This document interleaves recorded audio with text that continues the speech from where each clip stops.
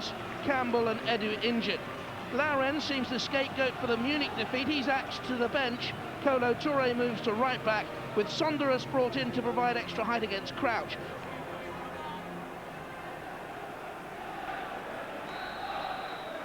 Alan Wiley blows for the kick-off. Southampton in the stripes, kicking from right to left in this first half towards the Arsenal fans behind Jens Lehmann's goal. Rousseau of Touré, who's now played everywhere across the Arsenal back four in the Premier League. Camara, he's been on fire since joining the club, technically still a Wolves player. Sonderos away.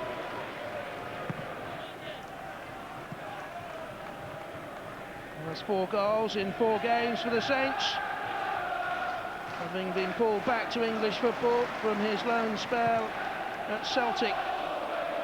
And over the top of Seagon, and Camara was very nearly in, and Seagon just stretched out a foot in time. Arsenal, who defended calamitously in Munich in the week, have started in shaky fashion again.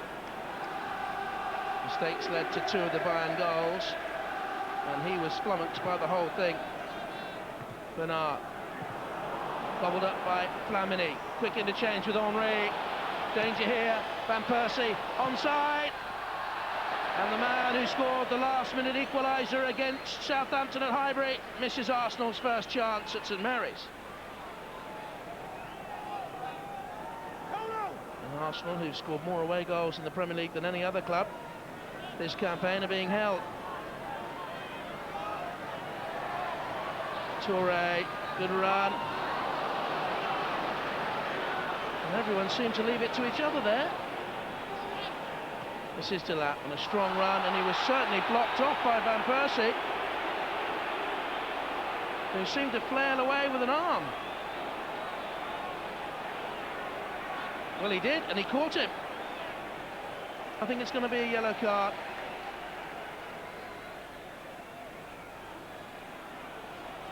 He may feel himself unlucky, but you cannot, in 2005, challenge an opponent with an arm flailing away like that.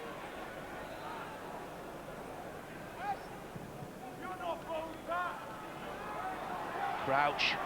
Camara! Oh, that's the best moment of the game so far. It was Route 1 stuff, but nonetheless effective. Aimed high, look at Crouch, surrounded by players.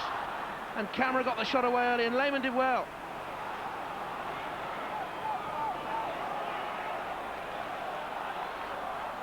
Came off Pires. This is Prutton. Flamini. Oh, that's a poor challenge. It's his 9th caution of the season, David Prutton. And he's picking up yellow cards in a fair flurry now. He knew it as well. It was rash and clumsy. Vieira. Oh, lovely run by Carl. Just away by Lineker. Pires. Vieira in space, and he went for it. Smith Barry's. Pires now caught by the assistant referee's flag, although Freddie Ljungberg might have become active in there as well.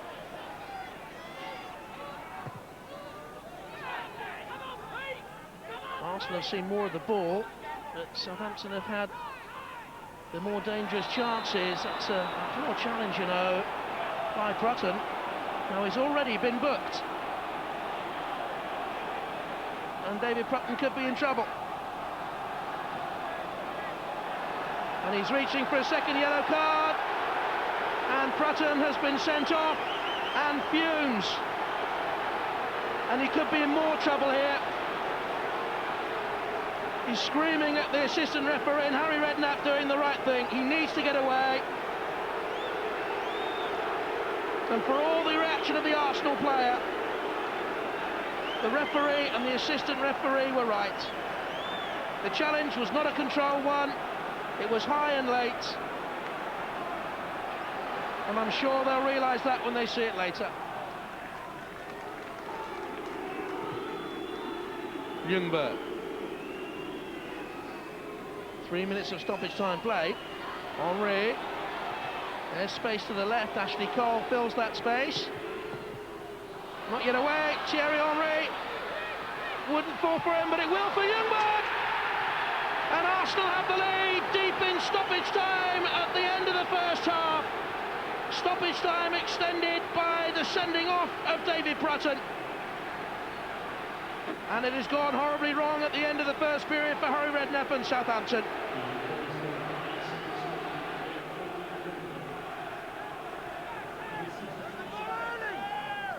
Sonderos to Sigon. It would only be Arsenal's 4th clean sheet in 22 games without Sol Campbell this season. They maintain this lead. Ljungberg, Van Persie, and still Henry. Smith saves Southampton as Arsenal nearly walked it into the back of the net. But it's all Arsenal now, and the sending off was so costly.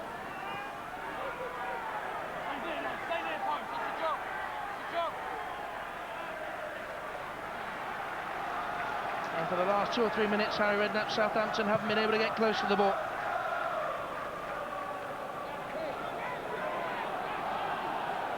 Van Persie, Valetic.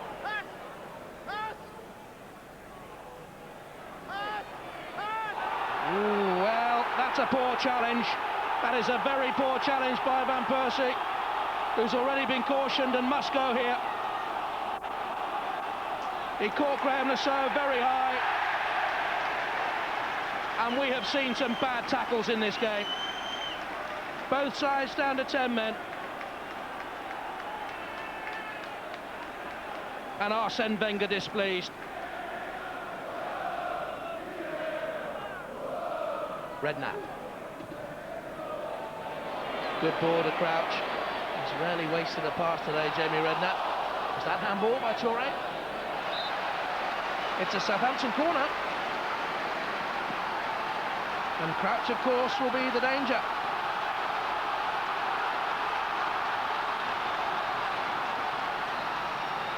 "6'7" Peter Crouch inside the 6-yard area. And Arsenal will try and crowd him out. Redknapp's corner, Crouch's header! It's in! They didn't crowd him out! And Peter Crouch gets the 50th goal of his career in his 150th league game. And yet again, Arsenal have failed to protect a lead. Peter Crouch has made them pay. Arsenal undone by a set piece. Once more. Hello, Toure. Now Vieira. Henry to Ljungberg.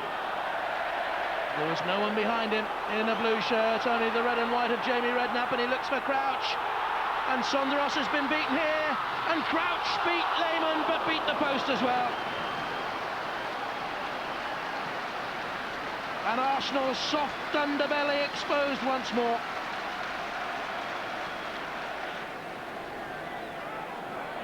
Ljungberg making a forward dart, Flamini to Vieira. He's turned away into space.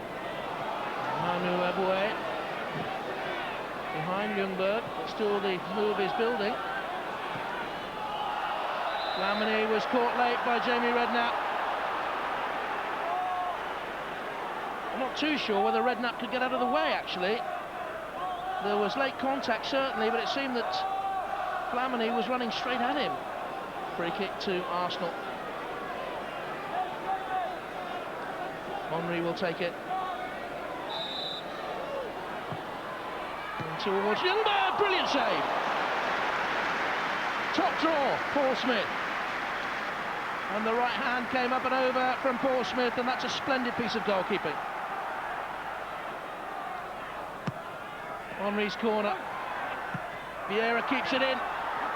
Glanced away by Quasi. And out by Telfer. Harry Redknapp, Southampton, under pressure here.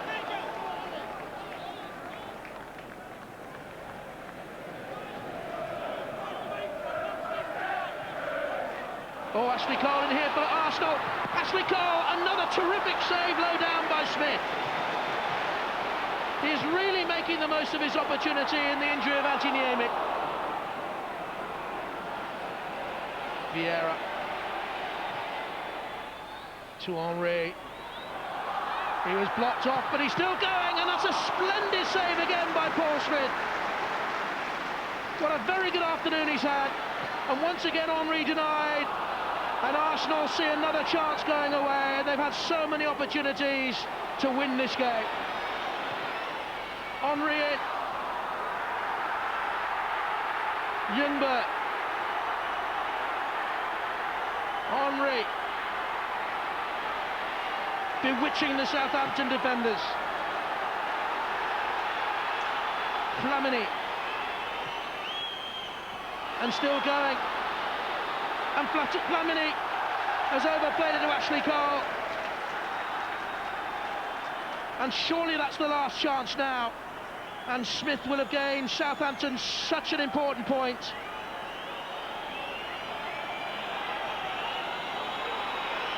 Vieira. Looks for Cole. Henry. Plays it into Ljungberg. To the far post, Ashley Cole! Arsenal have won it 3 minutes into stoppage time.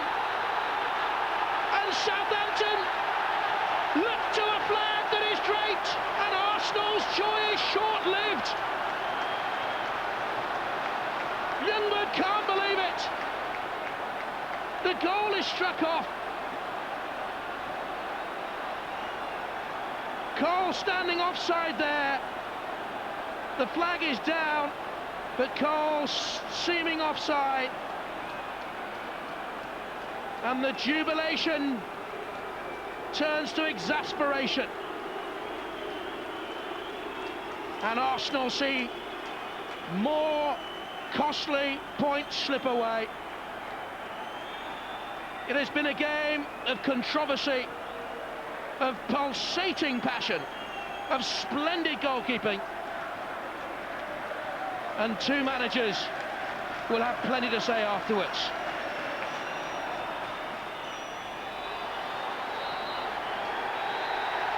All over. The match is ended. The post-mortem and the arguments begin. I thought we were right in the game until the sending off. Then we conceded a sloppy goal right on half-time with 10 men. And then obviously stood in the dressing room at half-time. It wasn't easy. You know, you've got a man short and you 1-0 down to Arsenal. It's looks like it's going to be a difficult second half. But fortunately, they had a player equally as stupid as our player, and he got sent off as well. How disappointed are you with David Pratt, especially with what went on afterwards? Yeah, bitterly disappointed. Yeah, you know, you work. It's about discipline. It's not about diving into crazy tackles. And he'd had a booking. He's got to play with his brains. He's got to use his head then and play sensible. We can't afford to play with 10 men in the situation we're in. It's a game where you ask people for cool heads, and you know, there was no need to tackle Perez.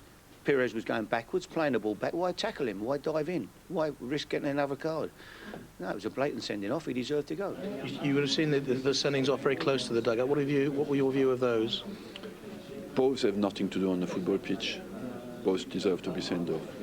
You clearly, as he walked past, you were unhappy with Robin van Persie. Well, it's difficult to be happy with his attitude and his behaviour. I think he had made a mistake that should not have made. Was unprofessional, because he's no need to tackle like that when you have already a yellow card and we are 11 against 10 and with 1-0 up. And I feel it's more. I cannot understand the fact what was he thinking, more than the fact that he made a mistake, because it's very difficult to put yourself in his boots and imagine and explain his reactions. I cannot understand it. We spoke about it at half-time that you know, another team gets a man sent off, and it's always easier for your own team to get something. So we take it easy in the tackles and stupid things. So of course we missed him, but that's how it is. And especially when Ash scored in the end, I thought we'd done it. Do you think that was a goal? No, at the time I did, but what I've heard now, I think they say it's a little bit. Ash probably is a little bit offside. How refreshing to hear two managers chastise their players publicly for obvious stupidity, but unusual. Yeah, very unusual and welcomed, I think. But it was an exciting match in many ways. I thought it was a terrific match and a great result for Southampton. Playing with 10 men against Arsenal, 1-0 down, and to come back and get a result was fantastic for them. But for Arsenal, because of their massive defensive frailties, it's as though the season is crumbling about them. There's some big decisions, and both managers seem to think the referee got it right, generally. Well, I thought the referee was excellent, and he got all the major decisions right. This is Prutton with the first tackle that gets a yellow card, gets away from him there, and he comes in, he dives in, right? So he's got a yellow card. Priority, I mean, that is reckless, that is reckless, but now, as Harry says, you've got to stay on your feet. Oh. That is unbelievably bad, and I think Perez goes to hospital. But what is all this about? I mean, he's caught him, he goes after the assistant referee, and I think Harry does great here. He comes and gets a hold of him and says, you behave yourself, you deserve to be sent off, and get back down into the dressing room. Might have been a bit stronger than that, actually. Well, possibly, but if you think that is bad, then this is crazy. This is Van Persie. He might have got a red card for that, but just stay on your feet, 1-0 up, cruising. Oh, that's unbelievable. And look at, I think for the first time ever, we see Arsene Wenger on the touchline berating one of his players, saying, what did you do that for? And then the officials at the end, this is Ashley Cole, Lundberg ball into the box, clearly offside, and another great decision. And it really is unusual to sit here and say the referee got all the major decisions right, and it's very pleasant, actually. I'm enjoying it, saying the referee was great. Even Peter Schmeichel might Even I agree. Oh, good. now, Arsenal have clearly had their problems with goalkeeping. You know, he's been chopping and changing them. Lehmann came in and he looked to me to be at fault for the goal. Well, I think between goalkeeper and back four, it's a matter of trust. You trust them, they trust you. There's no trust there whatsoever. And I think after Wednesday night, the keeper has decided, right, I'm going to come and get everything. And this is after a minute and a half, this confirms it. Segan gets caught underneath it, bad mistake. So after that, Lehmann, if you look at his position here, he's coming for a cross there. He's going to come and take that if it comes in there, and Lasso nearly embarrasses him. This is a nothing ball over the top. He should never come out here in a million years. Segan just needs to head it back to him, and it's no problem. Then it comes to the goal. He's decided he's going to come, and he comes and misses by a mile. In fact, in the end, if you look at it from this angle, he ends up nearly outside his box. It's that bad. And crouches up, really good in there. I mean, that's absolutely tragic. You know, and you talk about playing with goalkeepers. I mean, the other goalkeeper came in, and he was bad as well, but you know, he just cost them point after point after point. By contrast, Peter, the Saints goalkeeper, Paul Smith, I mean, he had a great game. He must have designs, you could say, on Niemi's job. Well, Anthony Niemi gets injured. He's then playing, and I thought he really played his chance well. I actually think this is possibly one of the best goalkeeping displays of all season. This is 1-0, that they're still 10 against 11. It doesn't look as much from here, but look at the save from him. He actually sees that, reacts to it. This is another great save. Good reaction on the line. This is Ashley Cole, 1-on-1 win. Doesn't look as much from this angle, but when you see it from here, he actually saves it with his hand. He's standing tall. And this is the last minute. And how many times have we seen Henry in this position just put it to the back so he can score? Not today. Paul Smith, he was in top form, and basically he was the difference between the two teams today. But Harry's got them playing at home. Southampton are good at home. We've laughed and joked about Harry talking about miracles. And they need a miracle. But to be fair to him, he's got them in there, he's got them fighting, he's got them organised, and they will win home matches before the end of the season. Yeah, we'll do. And we'll see Arsenal play again, this time in the FA Cup 5th round replay against Sheffield United. Live coverage from Bramall Lane starts at 8 o'clock on BBC Two. Yes, BBC Two for that one. Sheffield United on penalties to reach the FA Cup quarter-finals. There were no goals in 90 minutes or extra time. Arsenal went through 4-2 in the shootout. Manuel Almunia saved from John Harley and Alan Quinn to send Arsenal through to face Bolton at the Reebok Stadium. A dramatic end after 120 goalless minutes. Manuel Almunia, the hero. Arsenal through to the quarter-finals on penalties, but they had to dig deep. Arsenal nearly fell behind in the very first minute, but Michael Tong wasted a great opportunity. Thereafter, both sides created very little. Arsenal were without 4 strikers, either injured or suspended, and it showed. No wonder Arsene Wenger appeared frustrated. Second half was a different story. Arsenal carved out chance after chance. At times, Sheffield United lived a little dangerously. Derek Geary cleared somehow. Then Cesc Fabregas was foiled again, this time his drive thumping against the bar. Neil Warnock was getting agitated, but his team finally stirred themselves, and from Lee Bromby's dangerous long throw, Chris Morgan wasn't far away. Into the final seconds of normal time, and John Harley so nearly became the hero, but instead it was Manuel Almunia who took the plaudits with a fine save. Extra time, and of all people, Pascal Sigon came close to snatching it for Arsenal.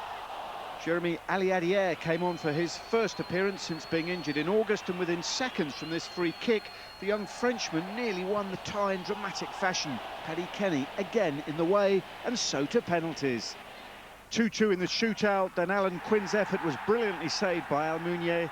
He wasn't finished yet. The Spaniard went the wrong way, but still saved John Harley's spot kick, all of which left Ashley Cole to score the decisive penalty. The England man duly obliged. Arsenal now away to Bolton. Mick Collins, Sky Sports. Attitude-wise, it was typical Arsenal. Even if we had lost tonight, I would have been very proud of the boys, because they shown me about what it is really the values we want to take care of at the club. Arsenal really battle. They'll not get a harder game, and just delighted, delighted for everything. Disappointed, as you're bound to be disappointed when you lose out in penalties. But they're a great side, and I hope they go on and win the cup now. They'll not have a harder game the rest of the season. Is that typical Arsenal? You've got half the team out tonight, if not more actually, and you've got through. Yeah, but when we have back against the wall, we always fight, and I think today we respond as a team, and it was a fantastic game and good game to win. Really difficult game to win, but we are quite really happy. Pretty cool penalties there, but do you like these shootouts? Not at all. I'm not get really used to it, but just taking responsibility and try to put it in the net. What about Manuel Almunia? Much has been said about him, but a good night for him, and the save at the end of the 90 minutes was something special. He is a great keeper. I feel a little bit too much under pressure on his first spell with the team, and he got over that now. I think he digested that. It's unexpected pressure to play the keeper at Arsenal Football Club, and I think he got over that. And tonight he has shown who he really is. Pennant is spending his first night in jail after being sentenced to 3 months in prison for admitting to drink driving while banned. Lawyers for Pennant plan to appeal, arguing imprisonment could completely destroy his career. 22-year-old Jermaine Pennant arrived at court hoping for a lenient sentence, but was jailed for 3 months after admitting drink driving whilst banned and uninsured. A punishment which his legal team claimed in court could completely destroy his career. But magistrates at Aylesbury Court said they had no choice but to hand down a custodial sentence because of the gravity of the offence. His second drink driving conviction in the space of 12 months. It was just after 6 o'clock in the morning when police arrested Jermaine Pennant in the car park of this leisure centre in Aylesbury. Now, the Mercedes-Benz car he was driving was badly damaged. It had a lamppost trapped under the front wheel. And when officers spoke to Pennant, they said that his eyes were glazed, his speech was slurred, and he wasn't making much sense at all. When they breathalyzed him, he was found to be 2.5 times over the legal limits.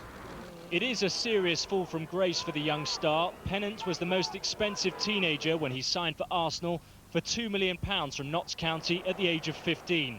He's now on loan to Birmingham after struggling to make the Arsenal first team. Speaking before sentence, Pennant said he had learned from his mistakes. You'll end up, throwing your career away, and I don't want to do that.